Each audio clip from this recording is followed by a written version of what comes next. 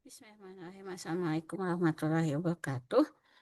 Eh, Pertemuan ini kita akan bahas beberapa algoritma yang machine learning, yaitu Naive Bayes, KNN, Decision Tree, sama Random Forest. Oke, kita mulai. Jadi sebelumnya eh, di saya reminder lagi bahwa kita akan ngebahas di bagian klasifikasi saja. Nah, algoritma-algoritma yang ada di klasifikasi ini KNN, Bayes, Decision Tree, Logistic Regression, SVM, Random Forest. Sekarang kita hanya ngebahas Naive Bayes, KNN, Decision Tree, Random Forest. Yang lainnya kita akan bahas pekan depannya. Nah, kalau dilihat dari diagram, secara simpel adalah ketika kita bahas ini regression, yang namanya regression itu biasanya untuk prediksi ya. Kalau decision tree ini berbentuk seperti pohon keputusan. Random forest itu kumpulan dari decision tree. KNN nanti ada pencarian nilai K atau tetangga terdekat. Kalau naik base dia berdasarkan probabilitas. Nah, sebetulnya klasifikasi juga bisa dibagi dua jenis, yaitu biner dan multi-kelas. Kalau biner, dia membagi dia menjadi dua kelas. Kalau multi-kelas itu menjadi banyak kelas. Jadi seperti ini diagramnya, biner itu ada dua kelas, kalau multi-kelas itu lebih dari dua kelas. Nah, sebelum masuk ke algoritmanya, kita bahas sedikit. Ini adalah jenis dataset yang akan kita bahas di algoritma-algoritma klasifikasi. Jadi, datanya ini merupakan klasifikasi jenis bunga iris, yaitu ada tiga kelas: Setosa, versicolor, sama Pizzinica.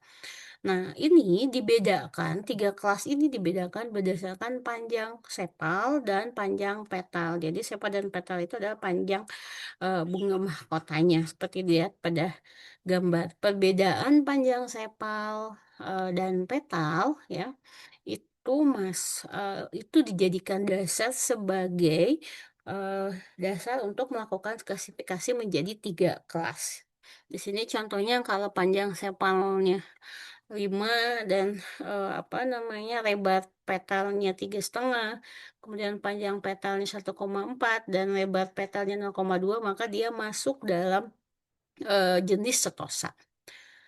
Nah, kita bahas ke decision tree. Decision tree namanya seperti decision tree, memang pohon keputusan. Maka nanti bentuknya dia bisa menjadi eh, modelnya adalah bentuknya dalam pohon keputusan. Decision tree itu bisa dipakai di klasifikasi, bisa juga dipakai di regresi.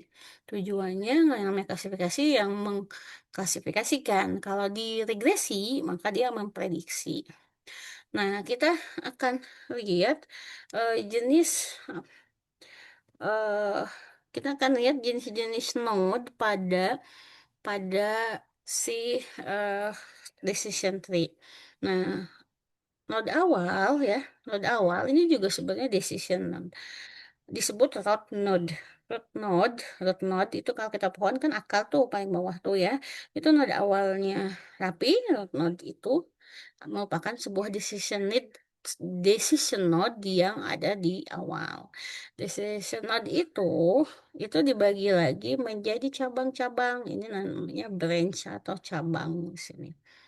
Ketika si node itu masih ada cabang di bawahnya, maka itu namanya decision node. Tapi ketika dia tidak punya cabang, maka kita namakan dia leaf node. Leaf node itu kan cabang daun ya, paling atas itu. Jadi udah nggak ada cabangnya di sini tuh udah nggak gini lagi. Nah, kalau decision node masih ada. Jadi ketika itu sampai ujung, maka itu masuk ke leaf node-nya. Nah, leaf node ini merupakan hasil keputusannya, kelas-kelas yang dibaginya.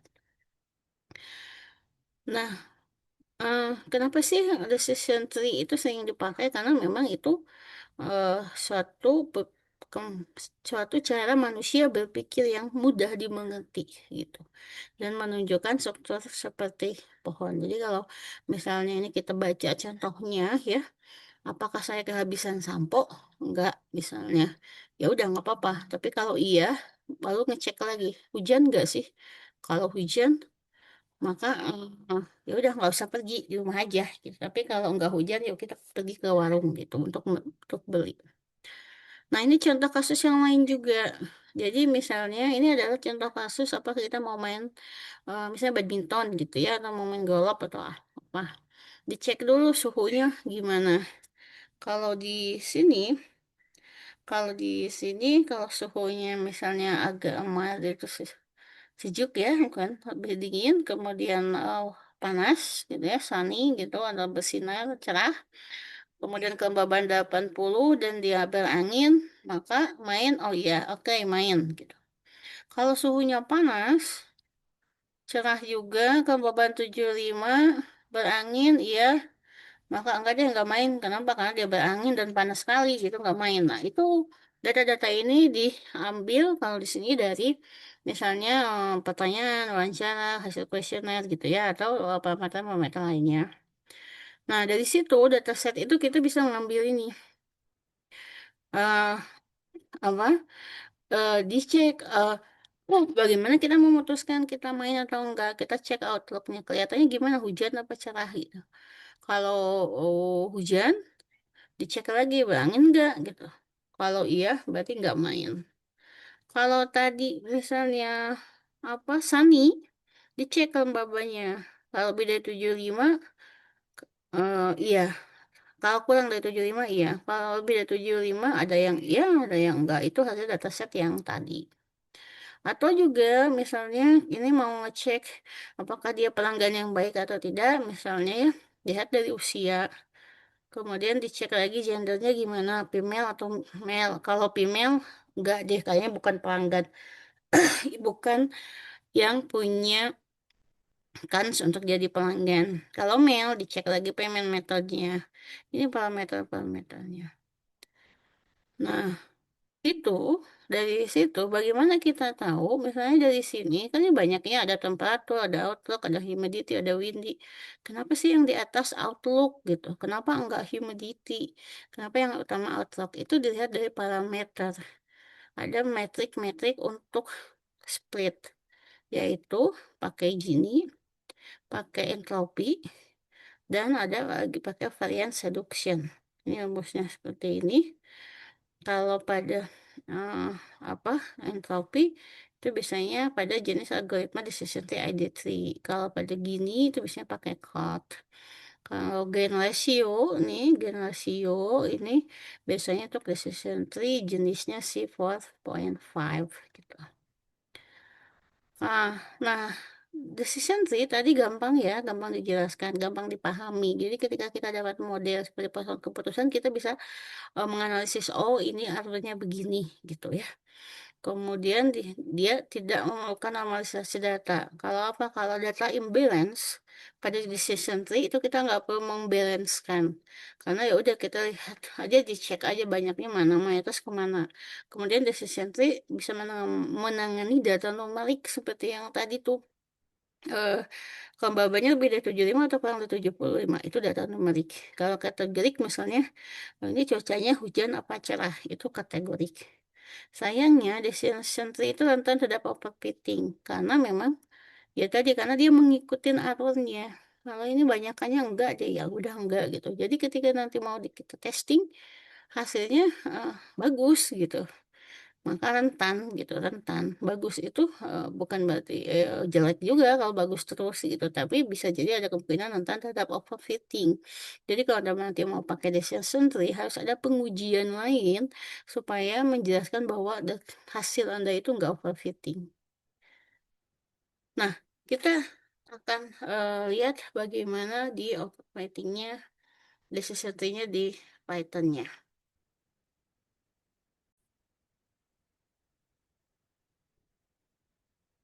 Nah, ini untuk decision tree-nya di Python-nya kita cek yang pertama adalah import library, kemudian dataset yang iris, kita pakai dataset yang iris ya.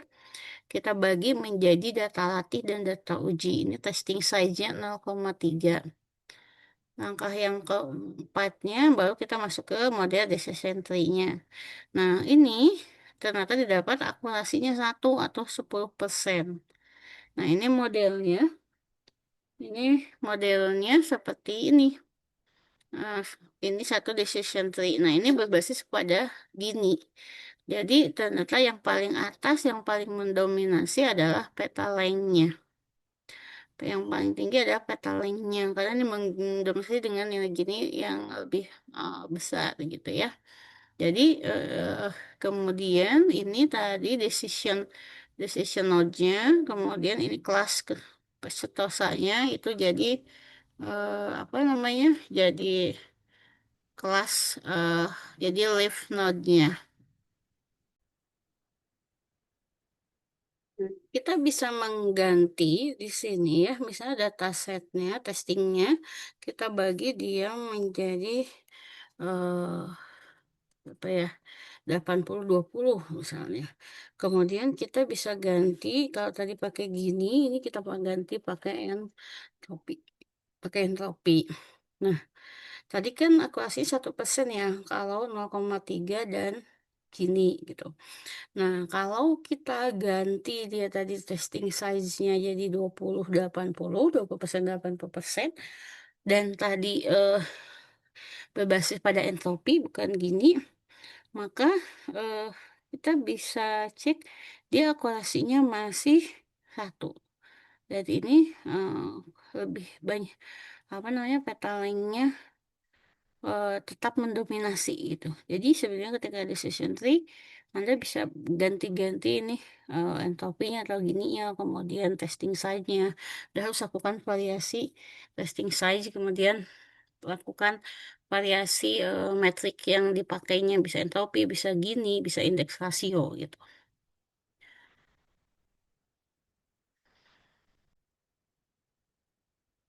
Kita sekarang masuk ke random forest. Tadi sudah dilihat bahwa kekurangan decision tree itu adalah dia rentan terhadap overfitting. Jadi itu kemudian kita solusikan, kita perbaiki dengan metode random forest. Forest itu hutan, banyak terdiri di pohon-pohon, banyak pohon. Jadi random forest itu sebetulnya adalah gabungan dari beberapa decision tree. Gitu. Nah, ini sebetulnya sama saja. Prinsipnya tadi sama, ada proses gininya, ada kita pakai entropi gitu ya. Dia mengambil prediksinya dari setiap tree. Kemudian di akhir dia cek mayoritas pakai apa. Maka bisa disebut rata-rata milih apa nih gitu. Nah, itu maka yang jadi keputusan final. Misalnya, ini pada random forest kita punya tiga tree, decision tree. Menurut tree yang satu, dia masuk kelas A. Menurut pohon keputusan yang kedua, dia masuk kelas A. Menurut pohon yang keputusan yang ketiga, dia masuk kelas B. Nah, dari situ dibandingkan kan, maka si si mayoritas memilih bahwa dua dari tiga itu memilih bahwa ini masuk ke dalam kelas A. Maka keputusan akhir Random Forest adalah memutuskan bahwa dia masuk kelas A. Jadi semakin banyak jumlah tri ini, dia akurasinya makin tinggi. Dan ini mencegah overfitting. Jadi pada random forest, kelebihannya dia tidak rentan terhadap overfitting.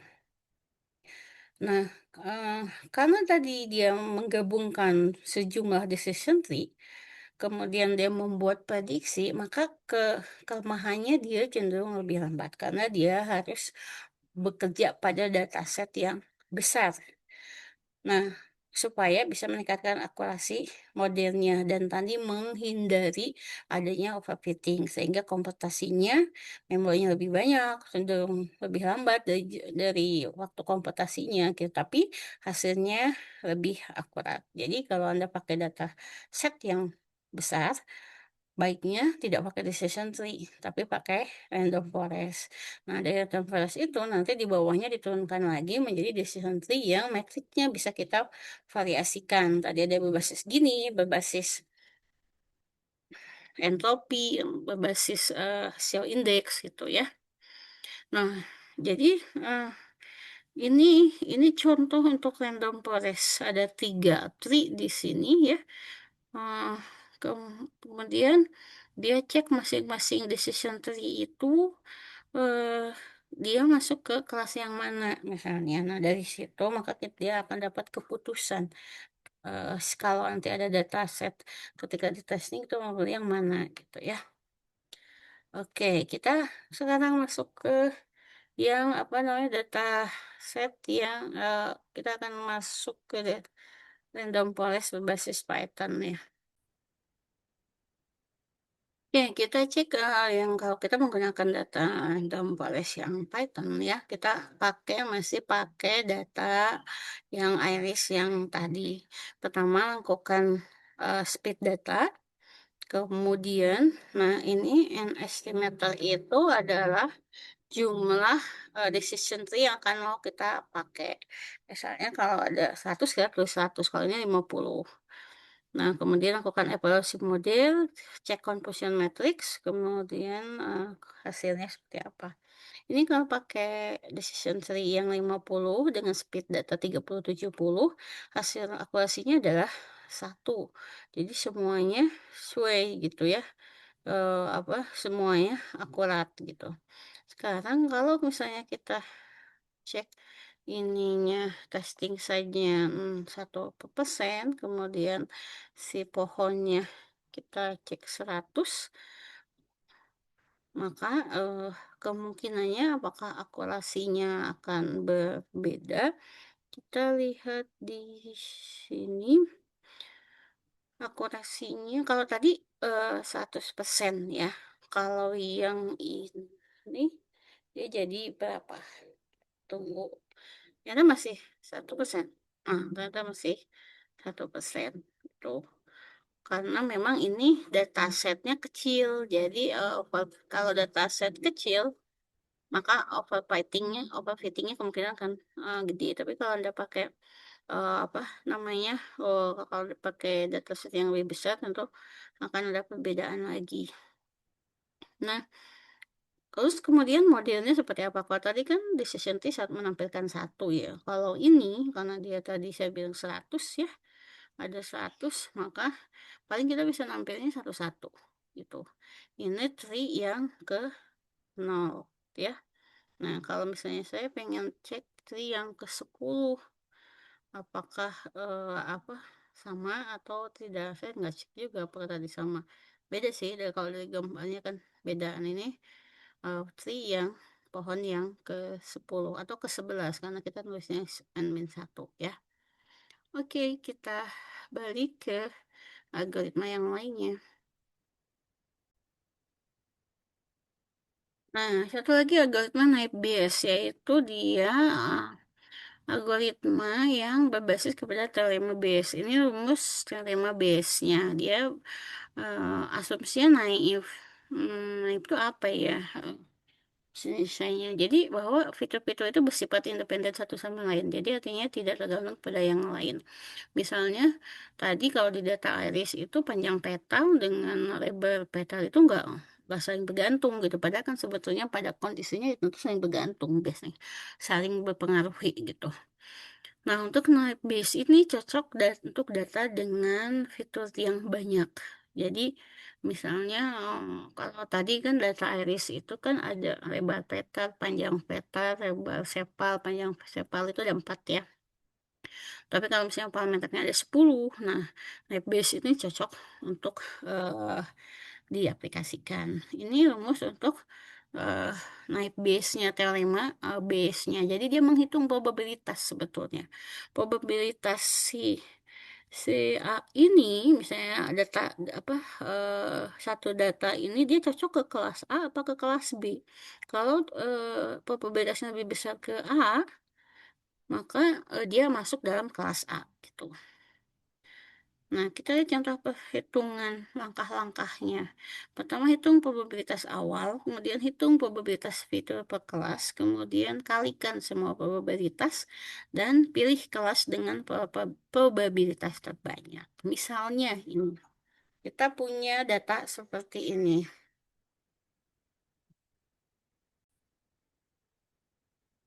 Nah, kita punya data seperti ini. Kalau misalnya ada 8 hasil data, kalau cuaca cerah dan suhunya panas, maka main atau enggak? Enggak gitu.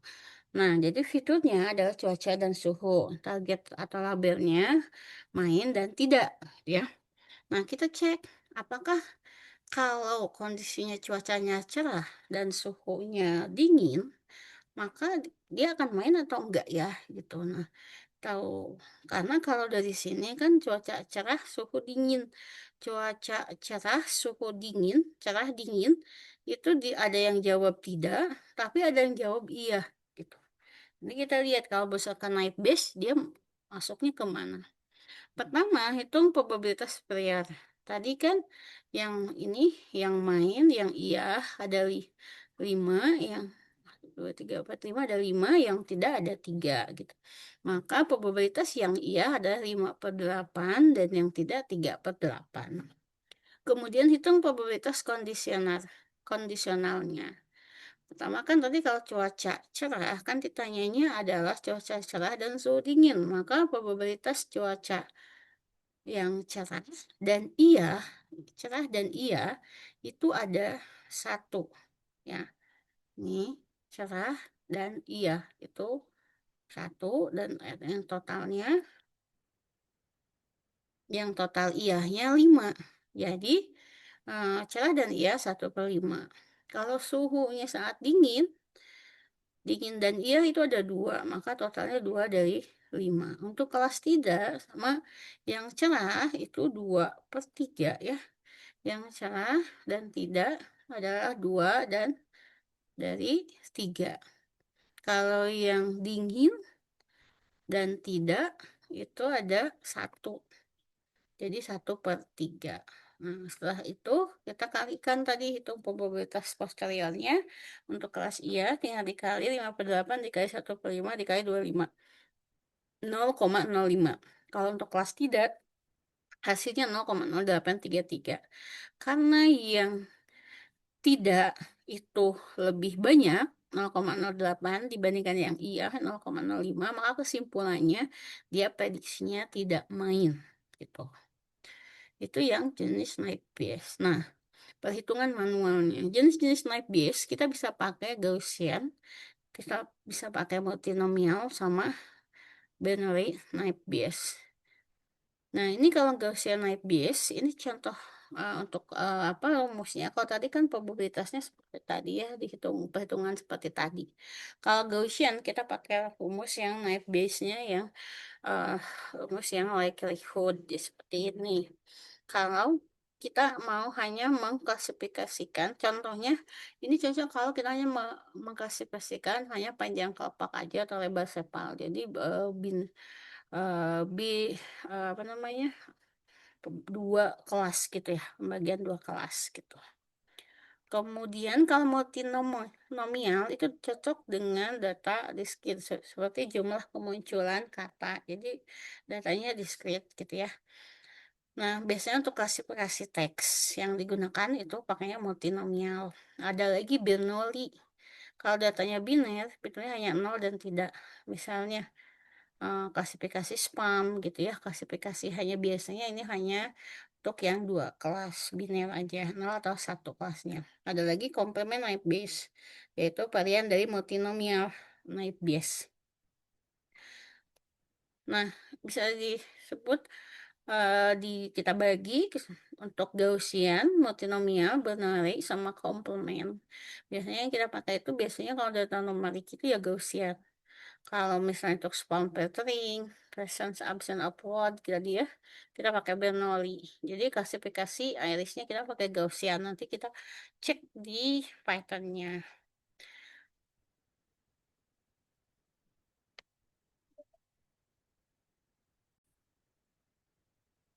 Ini contoh apa implementasi Nightbase untuk dari Python-nya. Kita pakai sklearn ya sama matplotlib untuk menampilkan hasilnya. Pasti data irisnya, kemudian ini testing size-nya kita jadi ke 0,4. Nah, ini kita menggunakan model Gaussian ya. Nah, maka kita cek prediksinya hanya prediksinya dan kita cek, kita ingin ngecek prediksinya, kemudian kita tampilkan untuk composition matrix-nya. Nah, dari sini terlihat bahwa eh, akurasinya tadi 0,966 atau 96,6%. Ini cara baca confusion matrixnya terlihat ya. Yang bawah itu predicted label yang diprediksikan. Terus labelnya yang di sebelah kiri. Jadi kalau ada angka 23 ini artinya menurut prediksi itu ada 23 setosa dan memang betul ada 23 setosa secara kenyataannya. Yang 18 diprediksi apa namanya? Kenyataannya ada 18 versi color. Harusnya 19, tapi yang 8 diprediksi cuma 18 padahal yang betulnya ada 19. Nah, yang satu dibaca menurut si sistem dia membaca yang satu itu dianggap sebagai Virginica yang bawah. Kalau yang di bawah yang 17 eh datanya ada 18, tapi yang betul memprediksi adalah 17. Yang satu salah memprediksi karena dia diprediksi menjadi harusnya Virginica, dia diprediksi dianggap sebagai versi color gitu. Maka akurasinya nggak 100% karena tadi ada data yang salah gitu. Kita balik ke sini. Oke.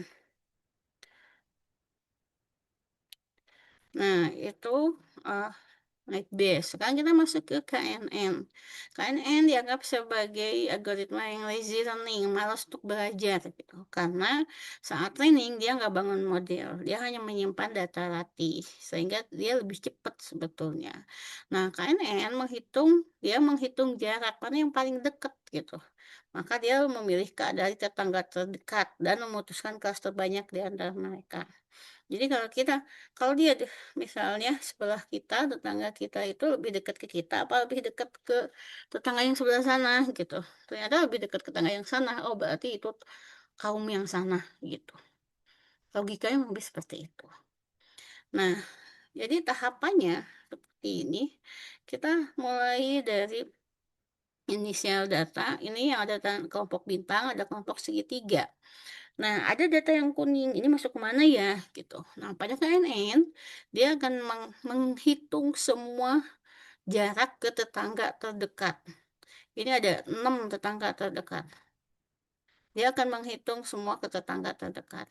Dia jaraknya hitung semua. Kemudian yang ketiga, dia tentukan K-nya. Mau ke berapa? K-nya mau 3 misalnya. Berarti kita hitung 3 aja. 3 ke yang terdekat.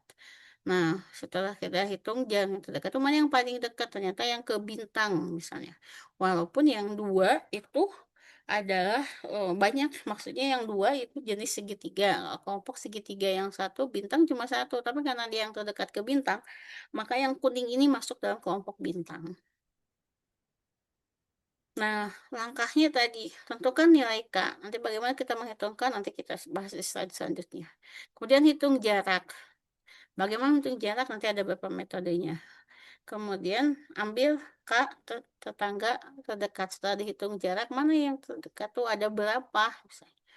Kemudian baru plotting. Nanti kita cek di sini. Nah, misalnya ada kelompok biru, ada kelompok hijau.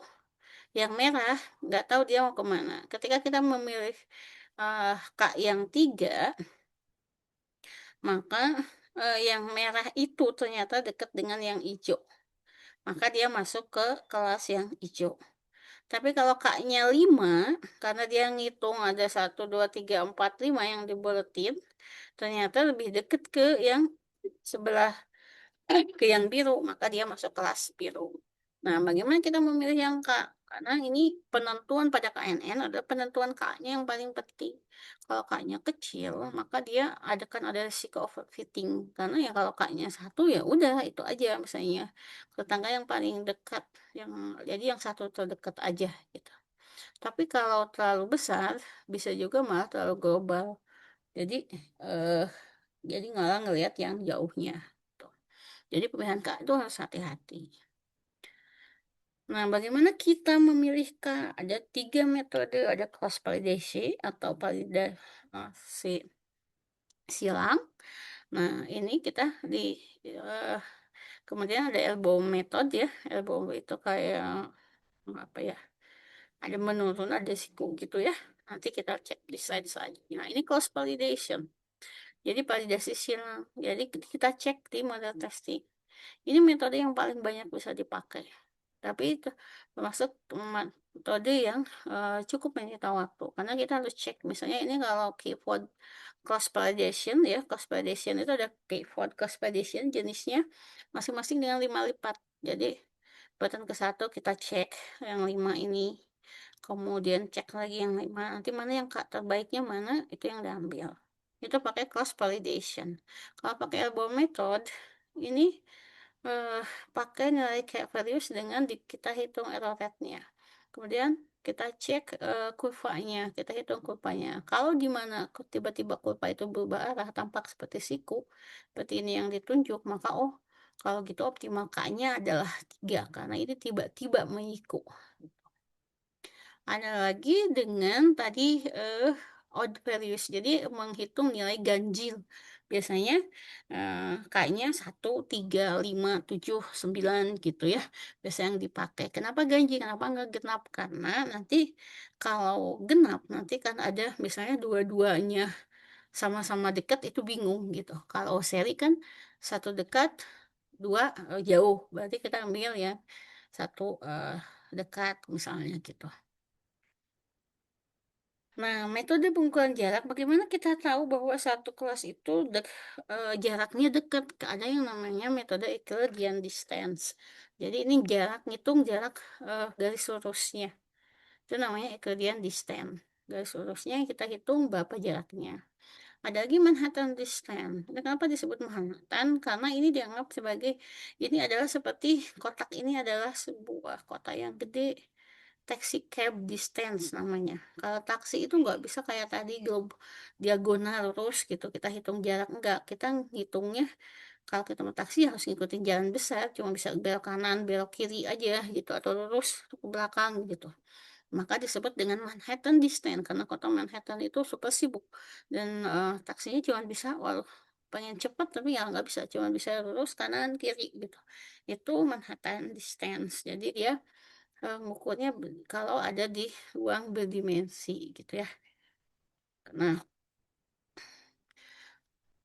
ini kalau kita lihat ada yang KNN dengan kalau menggunakan Euclidean distance sama Manhattan. Sebetulnya sama aja, yang X yang hitam ini dia masuk ke kelompok yang merah. Tapi terlihat di garis batasnya. Kalau Manhattan distance lebih dia apa namanya ada kayak busur nih gitu ya. Nah, perbedaannya di situ ada perbedaan garisnya. Kalau Euclidean Denson biasanya lebih linear. Contoh, nah bentuk jalurnya tadi kalau Euclidean Denson itu diagonal. Kalau Manhattan Denson itu grid, jalurnya seperti kota, kanan kiri lurus, nggak bisa dia menerobos secara diagonal gitu. Nah, karena tadi eh, Manhattan distance itu ternyata lebih ringan karena kalau pada Euclidean distance kan ada akar kuadratnya, tadi dia lebih mahal atau lebih lama gitu ya. Metode lain selain yang Euclidean sama Manhattan itu ada metode Cosin, ada metode Hamming, ada metode Minkowski, Jacob Habersign dan lain-lain. Tapi yang paling populer itu Euclidean dan Manhattan.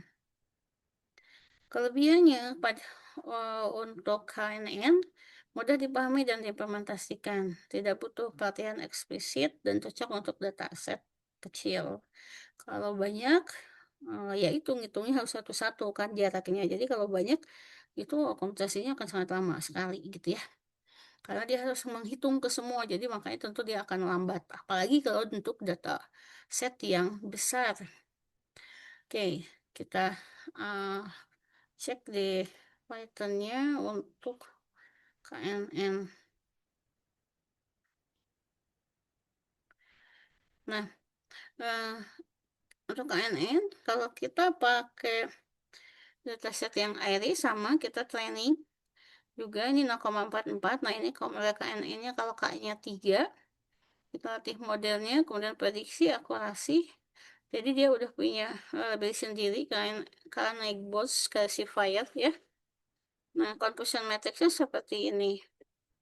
Ini uh, akurasinya 0,98. Kalau tadi 0,9 sama ya, 0,98. Nah, ini cara membacakan positionmatic tadi udah saya kasih tahu. Ini nilai precision, recall, dan F1 score dan supportnya. Kalau kita bagi, kita visualisasikan, ini jadi seperti ini pembagian klasifikasinya. Itu berdasarkan sepal dan sepal, lebar sepal dan panjang sepalnya gitu ya. Karena masih dua dimensi. Nah, kita bisa bagi-bagi dari misalnya kalau ini K-nya 3. Nah, kita bisa variasi dengan split testnya. Misalnya ini jadi 0,2 K-nya, kemudian kita ganti 7 misalnya. Dan ini waktu komputasinya memang itu cukup lama. Tapi karena tadi kita cuma ngambil 20-an ya, 20 sampel untuk tiap kelas gitu. Jadi ini tidak terlalu lama, tapi cukup lebih lama dibandingkan tadi yang naik base-nya. Dibandingkan dengan yang tadi decision tree sama random forest tuh. Ini loadingnya cukup lama gitu, karena tadi dia harus menghitung satu-satu ke jarak yang terdekat. Nah, nanti diambil diambil jarak K-nya, kalau K-nya 7, ini juga akan lebih lama lagi karena dia mengambil 7 tetangga terdekat. Tadi 0,98 ya. Nah, ini semakin berkurang. Ini 0,96 ketika K-nya 7. Tadi kalau tidak salah tadi di sini ada 23 betul semuanya. Ini ternyata ini cuma ada 10 gitu. Ini akurasinya semakin berkurang. Oke, itu saja pembahasan kita di pembahasan hari ini. Kita ada quiz online. Saya tidak ini silakan kerjakan kuisnya sampai hari Rabu jam 11 maksimal hari Rabu jam 11. Kalau Anda isi kuis ini itu anggap sebagai kehadiran dan nilai kuisnya itu sebagai nilai tugasnya. Oke, terima kasih. Itu saja. Harap ditonton dari awal sampai akhir. Terima kasih. Assalamualaikum warahmatullahi wabarakatuh. Untuk yang mengisi lebih cepat, nilainya ada tambahan lagi untuk bonus kehadiran.